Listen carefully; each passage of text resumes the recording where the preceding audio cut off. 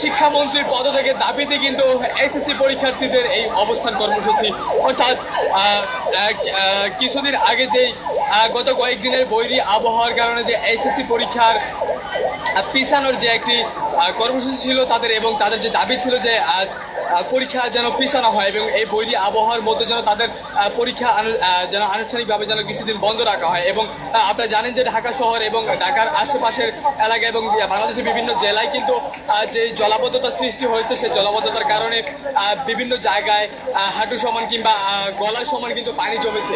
এবং সেই আবহাওয়ার কারণে এবং সেই জলাবদ্ধতার কারণে একটি পরীক্ষার্থীদের যে একটি বিঘ্ন ঘটেছে পরীক্ষাতে, এবং সেটির দাবিতে কিন্তু তারা এখানে এসেছে এবং তারা জানিয়েছে যে এখানে যে শিক্ষামন্ত্রী যেই অব্যবস্থাপনা এবং যে শিক্ষার্থীদের কোনো দিক বিবেচনা না করে যে পরীক্ষা চালিয়েছে, এবং যে গতকালকের যে পরীক্ষা ছিল এবং গত পরশু দিনের যেই জলাবদ্ধতার মধ্যে যে তারা পরীক্ষা দিতে হয়েছে, এবং কেউ বা সাঁতার কেটে আবার কেউ বা ভ্যান রিক্সায় করে কিন্তু পরীক্ষাতে অংশগ্রহণ করেছেন, এবং সেটি তারা কিন্তু একটি ক্ষোভ জানিয়েছেন। সেই ক্ষোভের পরিপ্রেক্ষিতে কিন্তু শিক্ষামন্ত্রীর পদ থেকে দাবিতে তারা এখানে এসেছেন।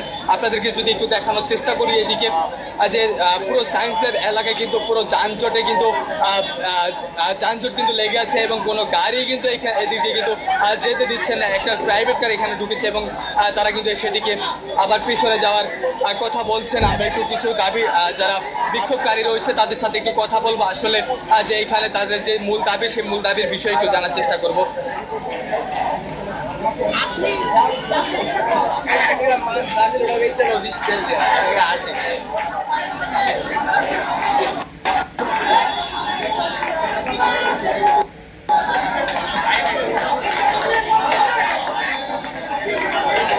দর্শক, এখানে যে বিক্ষোভকারীরা ওখানে কিন্তু অবস্থান নিয়েছেন এবং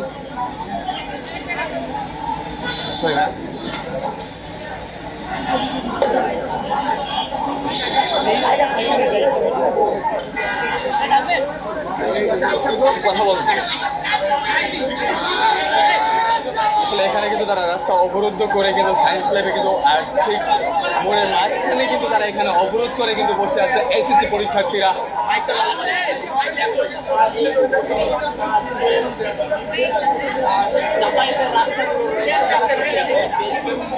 এবং তাদের যে দাবি, সে দাবি হচ্ছে শিক্ষামন্ত্রীর পদ থেকে দাবি, অর্থাৎ যে বৈরী আবহাওয়ার মধ্যে তাদের এসএসসি পরীক্ষা কোনোভাবেই পিছানো যায়নি এবং পিছায়নি। এবং আমরা দেখেছি যে সচিবালয় একটি প্রেস ব্রিফিংয়ে বলেছিলেন যে শিক্ষামন্ত্রী তিনি কিন্তু এখনও পরীক্ষা কোনোভাবে পিছাতে পারবেন না এবং পরীক্ষা কিন্তু আনুষ্ঠানিকভাবে চলতে থাকবে, এবং সেটার দাবিতে সেটা কিন্তু খুব জানিয়েছেন এসএসসি পরীক্ষার্থীরা।